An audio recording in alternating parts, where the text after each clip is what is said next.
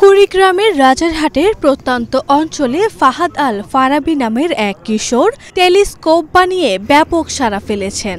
পোষা বিড়ালের নামে টেলিস্কোপটির নাম দিয়েছেন কিনো K1।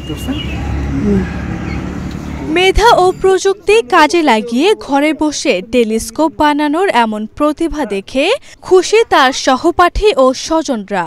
টেলিস্কোপের মাধ্যমে খালি চোখে চাঁদ সূর্যের স্পষ্ট ছবি দেখতে প্রতিদিনই তার বাড়িতে লোকজন ভিড় করছে। অনেক লোকজন এখানে আসতেছে, দেখতেছে, সবাই বাহবা দিচ্ছে। সত্যি আনন্দিত যে ফাহাদ আল ফারাবির এই তৈরি জিনিসে সবাই মুগ্ধ হয়েছে। এই যে সে তার ক্ষুদ্র জ্ঞানে যে টেলিস্কোপ বানাইছে এই জন্য আমিও গর্বিত।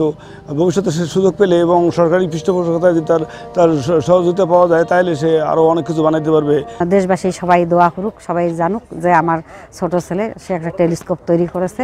ফাহাদ আল ফারাবির ইচ্ছে সরকারি কোনো সহযোগিতা পেলে টেলিস্কোপ নিয়ে গবেষণা করতে আগ্রহীদের মাঝে স্বল্প দামে তা সরবরাহ করবে।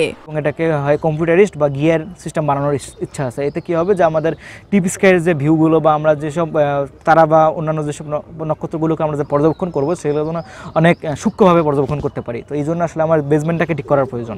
ঊর্ধ্বতন কর্মকর্তার সাথে কথা বলে ফারাবির পাশে দাঁড়ানোর আশ্বাস এই কর্মকর্তার।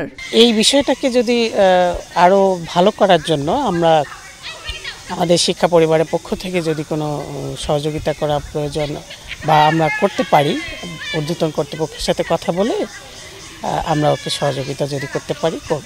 এমন প্রতিভাবান কিশোরকে কাজে লাগিয়ে এই টেলিস্কোপ দেশের বাণিজ্যিক প্রসার ঘটাতে পাশে থাকবে সরকার, এমনটাই প্রত্যাশা সকলের। আরভি ইসলাম হিমু, এশিয়ান টেলিভিশন।